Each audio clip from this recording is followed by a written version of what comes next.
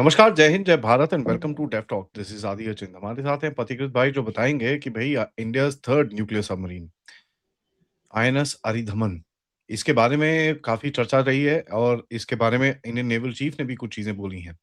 What is the strategic importance and इसके ऊपर एक जो न्यूक्लियर सबमरीन का इम्पोर्टेंस है, न्यूक्लियर सबमरीन की जो रेलेवेंस है, उसके बारे में थोड़ी-सी बात करते हैं because I I don't think public के अंदर इतना क्लियर अंडरस्टैंडिंग है as to what this is for.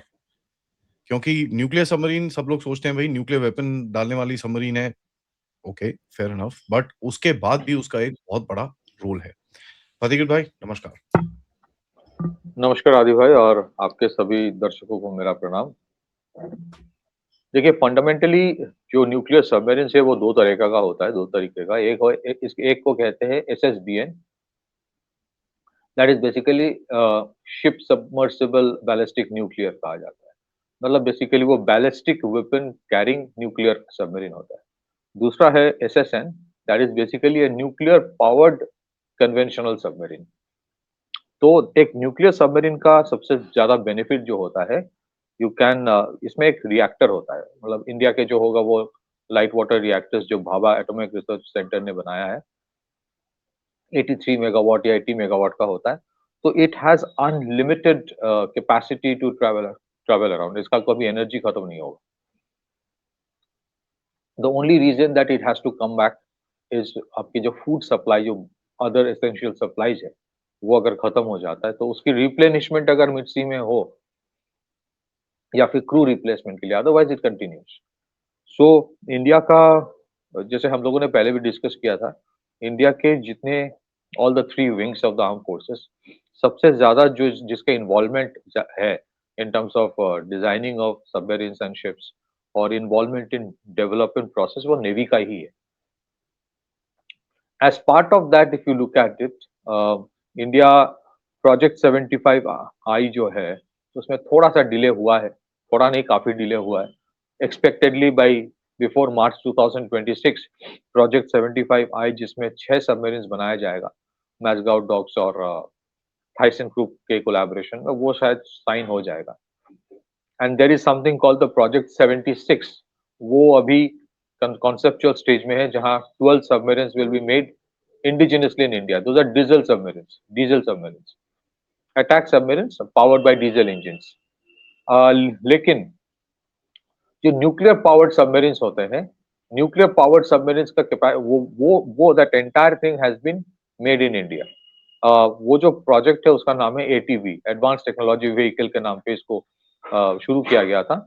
इसमें जो फर्स्ट टू शिप्स है, सबमरीन्स है, INS Arihant and INS Arighaat, they both have been commissioned. First was in 2016, the second was in 2021। Now आपने जो मेंशन किया अबाउट जो हमारे चीफ ऑफ नेवल स्टाफ ने जो ऐलान किया है, वो ये है कि bye 2026, early 2026, the third of this Arihant class submarine, which is INS Aridhaman, that will be commissioned. उसका जो extended trial उसका हो गया है, it will be commissioned.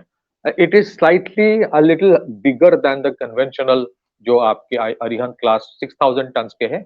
This is around 7,000 tons. And secondly, it can carry twice the number of ballistic missiles than the Arihant का जो first two है.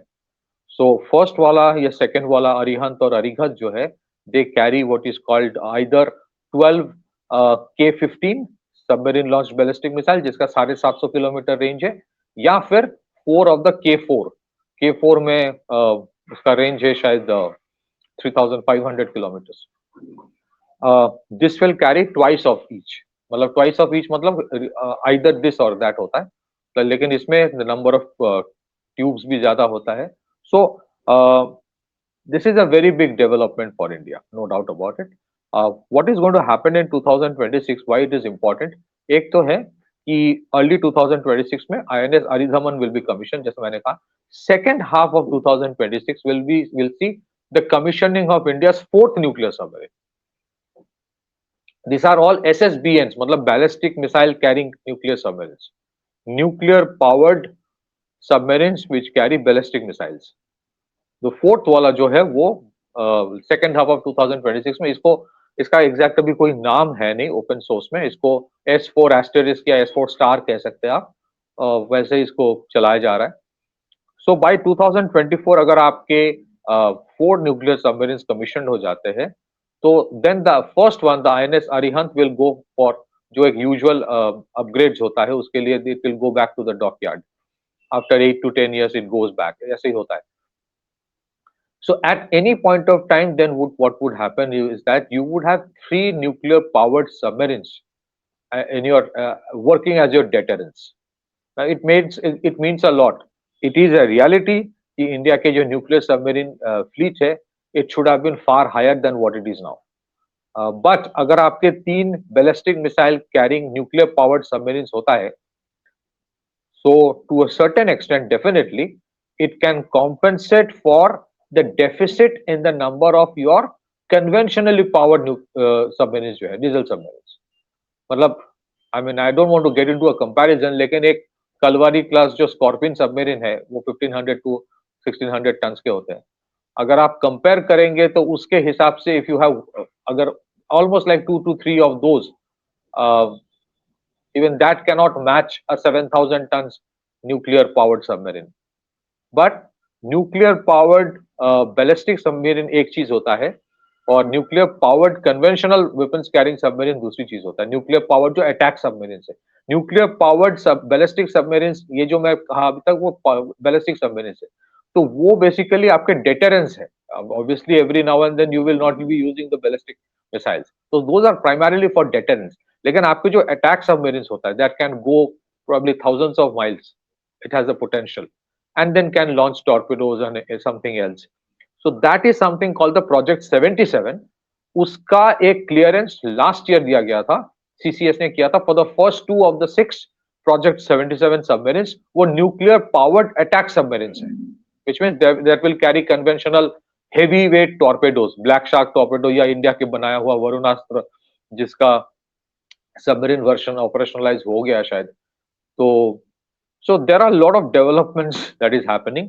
First, as I mentioned, I'll repeat, third and fourth will be commissioned in 2026, which means at any point of time you would have 3 operational and in all 4 total. फिर उसके बाद आपके जो project 77 है उसके काम शुरू हो गया है for nuclear powered attack submarines, and I think by 2026 you would also सी जो आपके प्रोजेक्ट 75 आई है उसका मजगांव डॉक्स के साथ साइनिंग हो जाएगा। I think these are important steps, क्योंकि हम लोग जब बात करते हैं कि आर्म फोर्सेस मॉडर्नाइजेशन, उसमें मोस्ट ऑफ द टाइम हम लोग आर्टिलरी की बात करते हैं या फिर टैंक्स की बात करते हैं या फिर फाइटर एयरक्राफ्ट की बात करते हैं, but a steel submarine which is nuclear powered, उसकी जो कैपेसिटी है, उसकी जो उसकी जो लेथैलिटी है और उसका जो इम्पैक्ट है, वो बाकी सब चीज से ज्यादा होता है, because it is a silent killer. It is a potential silent killer. You know, 1 or 2 still submarines. There are certain operations जहाँ पे INS चक्रा जब इंडिया में था, it was on a 10-year lease from Russia. They were involved in certain operations जिसके बारे में Pakistan had no idea. So the kind of steel they had, it was a nuclear powered attack submarine. वो nuclear powered ballistic submarine नहीं था, ballistic missile carrying submarine नहीं था, लेकिन nuclear powered जो अटैक सबमरीन होता है या न्यूक्लियर पावर्ड सबमरीन बेसिकली, उसका एक अलग लेथैलिटी होता है। There are only 4-5 countries in the world जिसकी वो कैपेसिटी है to make nuclear powered submarines. So इसमें to integrate an 80 or 83 megawatt reactor inside a submarine, I mean, it's not a mean task, it's a huge challenge. So we are only country outside the P5, जो P5 है ना, जिसके पास authorized है to have nuclear weapons. We are the only country outside P5 जिसके पास वो capacity है, and that is again आदि भाई an irony कि इंडिया स्पेस में रॉकेट छोड़ सकता है, मार्स तक जा सकता है, न्यूक्लियर सबमरीन बना सकता है, बट एक फाइटर प्लेन, एक तेजस बनाने में इसकी तो मतलब क्या हो रहा है सबको पता है। So this is an irony of this country, जहां जहां we face challenges and we faced an era of technology denial, जहां जहां technology denial है, India has done wonders. Whether it's a cryogenic engine, हाँ, you can say कि certain extent Russia ने support किया, but cryogenic engine, the second and the third stage में India did a lot of work. Similarly, in terms of the advanced technology based vehicle, इसमें भी some people will say अरे Russia ने help किया, Russia ने help किया, but Russia will not help beyond the point. वो नहीं करेगा. वो आप वो that entire integration indigenization आपका खुद का है. ठीक है, they have been gracious enough to give you a support system.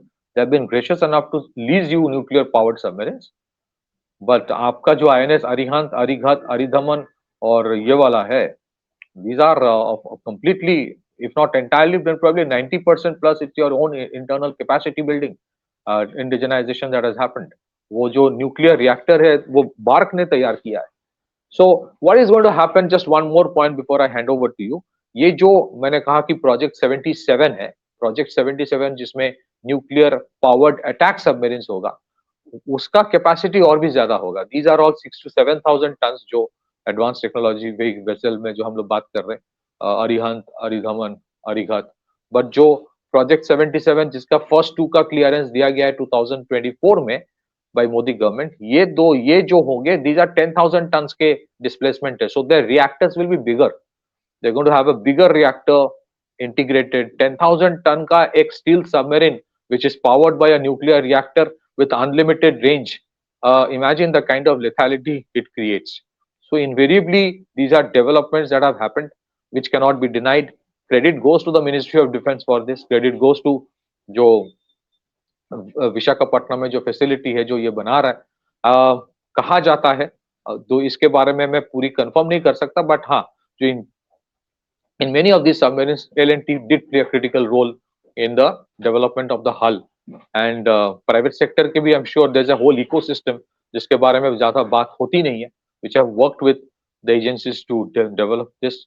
And I think it's a great step in the right direction and a lesson for many of our other PSUs to learn. कि if there is a will, there is a way. Back to you, Adi.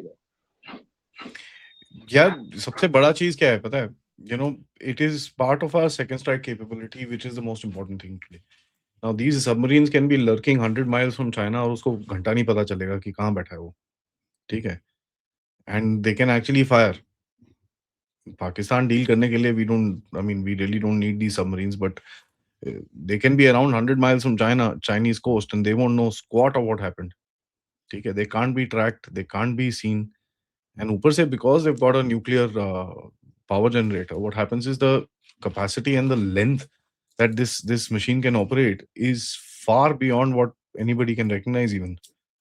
It can go up. वो human capacity है कि उसको 14 दिन के बाद बाहर निकलना होता है. You know, he has to surface and stuff like that. But if you're able to have your own AIP जिस जो इसके अंदर है, if you're able to actually do the things that you need to do, you can stay underneath for months. ठीक है, months.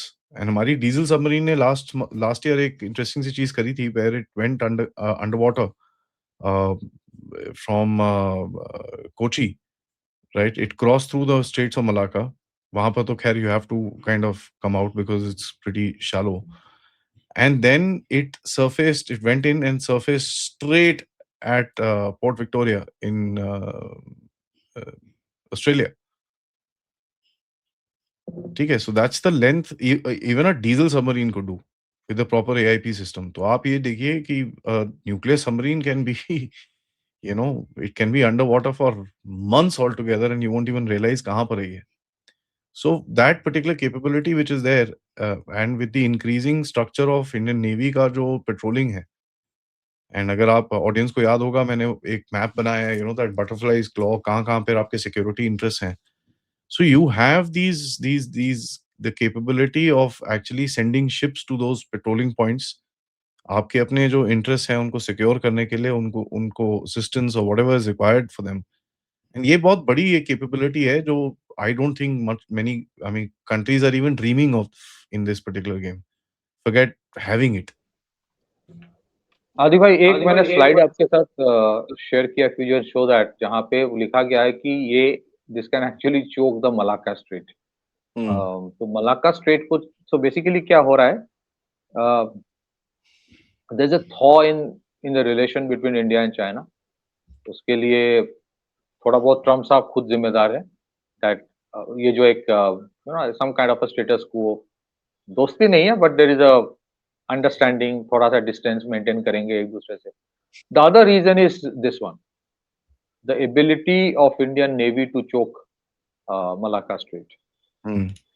That is a very interesting and important. So अगर आप देखें, lot of people ask कि भाई India Russia से 10 साल के लिए लीज में क्यों लेता है सबमरीन्स, न्यूक्लियर पावर्ड सबमरीन्स? तो and those are expensive. The reason why it is taken is because India ने काफी सालों से, दशकों से, they have been operating nuclear powered submarines that were taken on lease from Russia. उसका benefit क्या है? Your ability to deal with the machine goes up. It's not just about having a nuclear powered submarine, like as it is not just about having a new aircraft carrier. You got to know how to actually deal with it. इसीलिए India का जो navy है उसको blue water navy कहा जाता है. Blue water navy मतलब it's not a brown water navy, it's not a shallow water navy. It's basically something which can get into the deep oceans and can operate independently for a long period of time. So with 4 nuclear powered submarines and probably say around 3 dozen odd या फिर a little less than that जो आपके diesel submarines है, and two aircraft carriers जिसमें eventually you would have the Rafales as well. I think it gives India formidable capability. Now ये capability क्यों तैयार किया जा रहा है? क्या ये कोई मतलब ऐसे ही तैयार किया जा रहा है? ऐसा नहीं है. The reason is कि इंडिया रियलाइज करता है कि अगर आपको एक मतलब power house, economic power house बनना है, then you got to protect two things. You got to protect your blue water economy. Number one is that. Second, you got to secure the navigation channels. ये जितने सारे sea routes हैं, all the wars, एक अगर आप एक कहीं पे you do wonderful those studies that you do, आपके जो programs होते हैं, अगर आप देखेंगे, if you actually do some study on that, you will see majority of the conflicts for centuries that have happened has been surrounding or pivoted around shipping lanes. तो आपको वो शिपिंग लेन सिक्योर करना है.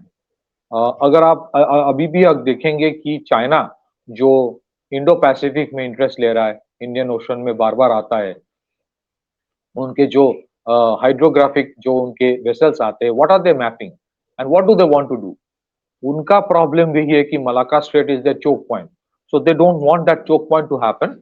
सो ये कोशिश करता है वो कि they so that their ability at a short notice to send a flotilla which is not easy to come and secure the Malacca Strait. So ultimately, it is about your shipping lanes which can secure your global economy. And secondly, the blue water economy. क्योंकि आपके जो resources beneath the ocean है, अभी देखेंगे recently जो हुआ कि India का जो कोस्ट लाइन है उसमें एक एक्सपेंशन किया गया. द एक्चुअल जो उनका figure say that saw major increase, जो 7,500 किलोमीटर कोस्ट लाइन कहा जाता था, it is like more than 10,000 kilometres now, वो एक्चुअल कैलकुलेशन में. सो आपकी जो blue water economy 200 nautical miles from your coast जो है वो भी इंक्रीज कर जाता है. Now that has huge amount of resources. इसीलिए देखेंगे कि आपकी जो एक अभी जो लॉन्च किया गया, उसका क्या नाम है, मत्स्य करके, that will be going deep inside the ocean for exploration. The next actual exploration will be beneath the sea and you got to secure your resources in that region. इसीलिए आपके nuclear powered ballistic submarines, ballistic missile submarines as a deterrence, nuclear powered attack submarines as a strike capability, वो दोनों का strike capability है, no doubt. Aircraft carriers, आपके जो navy में modernisation हो रहा है, these are all aimed at that, both for securing the whole region as well as the shallow water also. Recently जो इंडक्शन शुरू हुआ है, that's a very interesting small ship but a very interesting ship. It's called anti submarine warfare shallow water craft. तो वो shallow water में operate करता है. There are 16 of these which are being inducted. So basically, you are actually creating both kind of capability. Your defensive capability, three kind of defensive, deterrence, and strike capability. And I think that's why Navy का जो modernization है वो दिखता नहीं है, क्योंकि वो उतना बात नहीं होता है इसके बारे में. जैसा आपने कहा, Project 77, Advanced Technology Vessel, या फिर जो Project 75I या Project 75, इसके बारे में ज्यादा बात नहीं होती है. Project 76, but these are eventually going to play very critical role for securing your blue water economy. Back to you. That is there, and the most important thing इसके अंदर is that this is the next level, और काफी इसके अंदर the modular reactors and this and that जो उसके ऊपर काम चल रहा है काफी, that will also be the next phase into this particular game. जब आप वो कर पाओगे, you can actually do modular reactor, you know, uh, cargo ships. You can do, um, apart from the aircraft carrier, you can do, for your trade as well. And there are only, I think China is working on something like that as at the moment. किसी ने कुछ बनाया नहीं है, but I think that will be one of the most economical things to look at.